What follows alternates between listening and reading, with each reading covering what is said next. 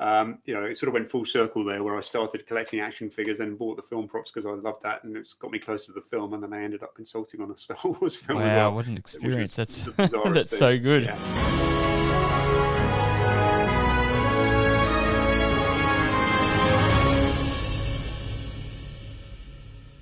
Now, Yeah, did so I this is read first correctly? film This manufactured. was potentially made by a separate artist to. This is not a Giga piece. This was made as almost like a backup. They had a concern whether he was going to produce the item on time. Is that right? Well, yeah, you sort of crossed the stories a little bit there, but yes, Okay. this still would have been very heavily influenced by Giga. It would have been out of Giga's original molds. We think it's most likely that it's been airbrushed. You see that lovely airbrushing detail that you've got sort of down the top sides of the skull there and across Yeah. the cranium at the front there. But when Alien was put into production, the producers and director Ridley Scott were very concerned about the contract that they gave to Carlo Rambaldi. Now, Carlo Rambaldi was the guy, you might know his name. If you don't know his name, Google him. Fascinating fellow. He also created the fully animatronic E.T. for Steven Spielberg. But they gave him the contract to create 3 mechanical heads for the film. Having done that, he went off to Italy to do his work.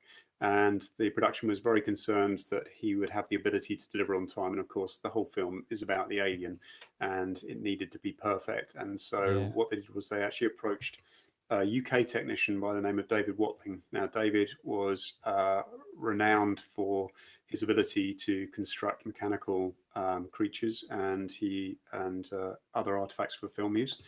And he was heavily involved with producing the first mechanical R2-D2 for A New Hope as well.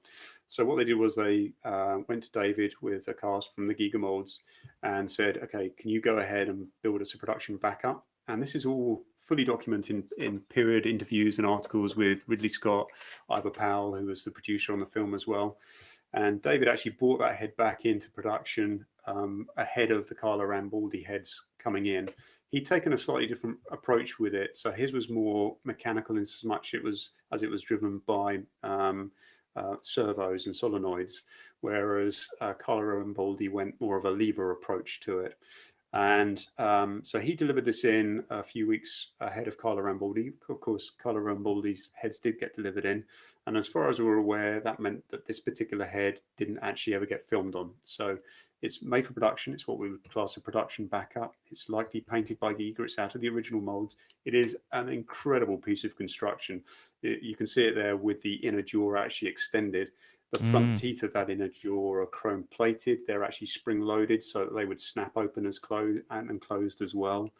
It has the helmet inside. It has the chin strap. You can just see that hanging down in the edge of the frame of the photo there as well. And so, it is essentially almost identical to the Carlo Rambaldi version. It is of the period. It is documented, and it presents beautifully as well. I mean, that's a wonderful piece of movie history from the first Alien film, and it's actually our front cover for the upcoming auction. Amazing. This is a disgusting looking. This is a disgusting looking gremlin. I've got to say, if I was out to buy one, this is not the one I'd be buying. Spider Gremlin. Yeah, I mean that thing's Spider about Gremlin. Oh, four foot wide, maybe. Yeah, we shipped that one as well around the world. That was a major undertaking to ship that thing. Imagine. Yeah. This is cool. This Yes. an actual. So you call it a hero prop? One of the ones that was used in filming.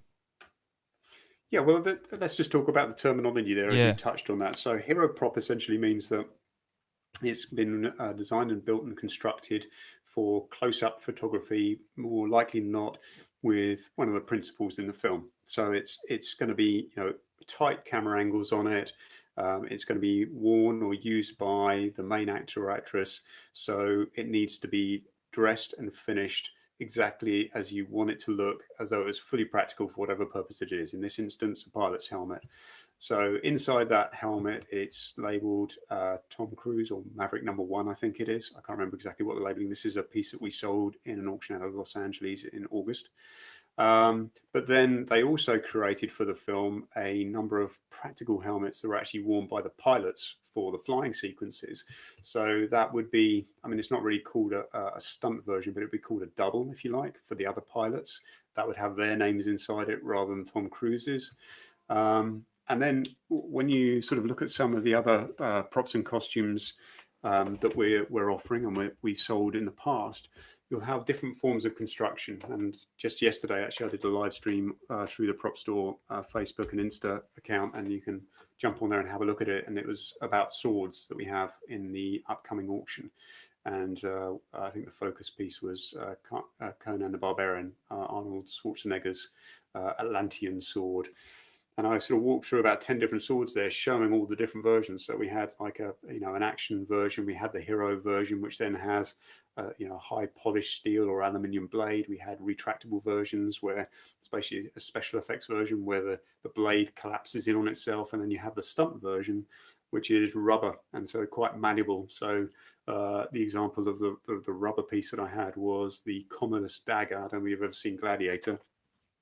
Epic film. If you haven't, go and watch it. It's brilliant, stands the test of time.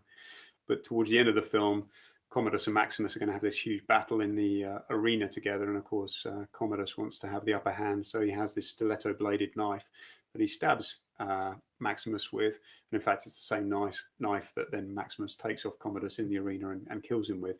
But that had a very flexible rubber blade, very long metal armature down through the middle of it. And that's a really good example of a stunt. And they would have had a hero version of that for close-up shots, which was a high polished blade and all the finer detail on it as well. So, that there's a sort of a whole lexicon of terminology that is associated with the materials we're working with. Yeah, indeed. Some fun photos there. Alien Queen puppet there. Alien Queen. This is, with the Indy hat. So that's it's a big one. There we go. That was a beauty as well. I mean, that was Raiders of the Lost Ark screen matched to these very specific sequences in the film. And again, screen matching, just touching on that, that's where we're photo matching some of the details on that hat to very specific scenes in the film or stills in the scene. So we're looking at the dirt, we're looking at the way the ribbon on the side of the hat folds it there, the way it's stitched to the hat as well. And so, that was a wonderful, wonderful artifact. I was sorry to see that one go. I'd love to have kept that for my collection.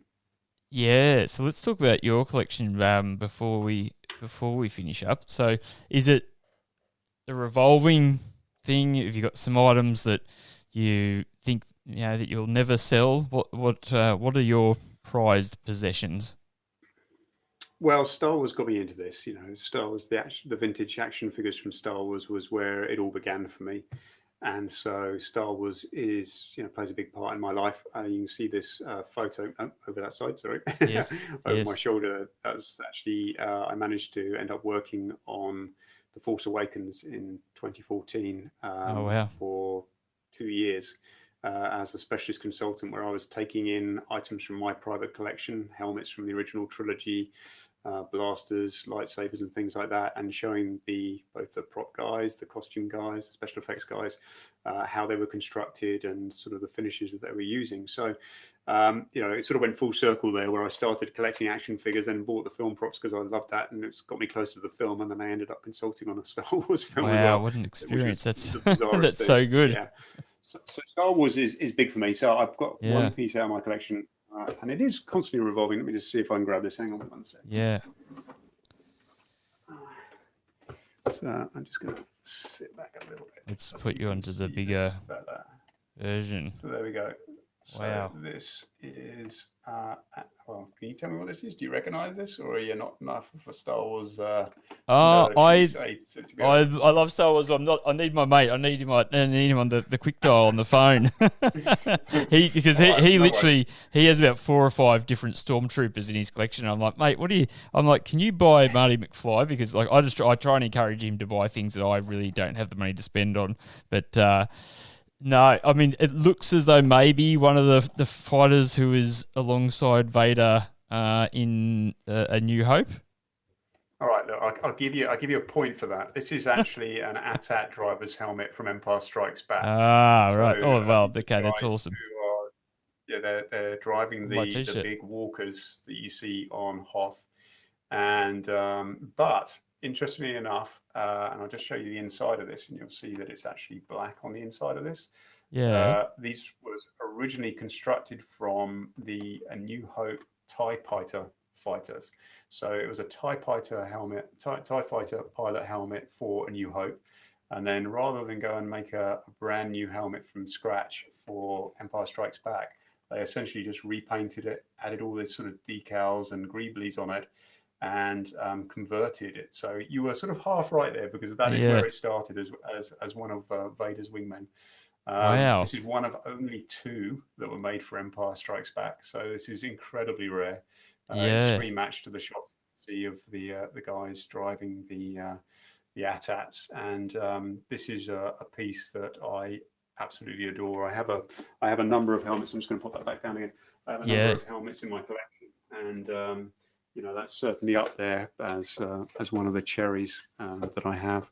And then I bought another Star Wars piece in, actually, just because I'm working from home today, as I mentioned to you before, so I'm not in the office. But this is a piece that we have in. Let me just see if I can get a bit closer to camera. There we go. That we have in our upcoming auction that takes place on December the 1st and 2nd. You can register at propstore.com/live auction right now. You can bid right now as well. But this is, for those who don't recognize it, it's Obi-Wan Kenobi's hero lightsaber. And this is from Revenge of the Sith. Now, this is one of those sort of, as you say, sort of reasonably expensive items. This has an auction estimate of £80,000 to £120,000. So it is sort of at the upper levels of the hobby. But that is because this is a hero constructed lightsaber for a main character that you see close up in the films. And for a lot of Star Wars fans, actually, the beauty of this piece, of course, is that it connects the 2 trilogies. It's the same design of lightsaber that we see Obi-Wan Kenobi use in Revenge of the Sith, but also Alec Guinness is using the same style, the same design in Star Wars: A New Hope. So it has that real nice tie together for the 2 movies. And I love handling and holding things like this. It's just what's the weight sort of like? Does it have a bit of heft to it? A real sort of hero item? Yeah, absolutely. So you basically have, just to run through the construction, this is machined aluminium. You have a metal rod that rides right the way through the middle of this, which gives it sort of the strength to it. You have some cast and machined resin components here. This is, again, an aluminium plate that you have around the end here too. I mean, it really does have some weight to it, as you would expect it to have. It's sort of practical in the sense of, if this was the real thing, that's the sort of weight that you'd expect it to have. And again, there would be, there were stunt versions made of this, made of lighter weight materials. There are other versions which the blade screws into and connects into, so that they could then do the digital overlay work on it as well. So this is just one of the styles that would have been used by Ewan McGregor in his role as Obi-Wan Kenobi. But it's a truly beautiful artifact, and as I say, for a lot of Star Wars fans, owning an original lightsaber from one of the movies is sort of at the pinnacle, really. Sure is. Yeah, that is definitely that's definitely up there. I'm actually shocked at the size of the helmets, because it seems disproportionately large. Are they a stormtrooper supposed to be the size of a normal human being?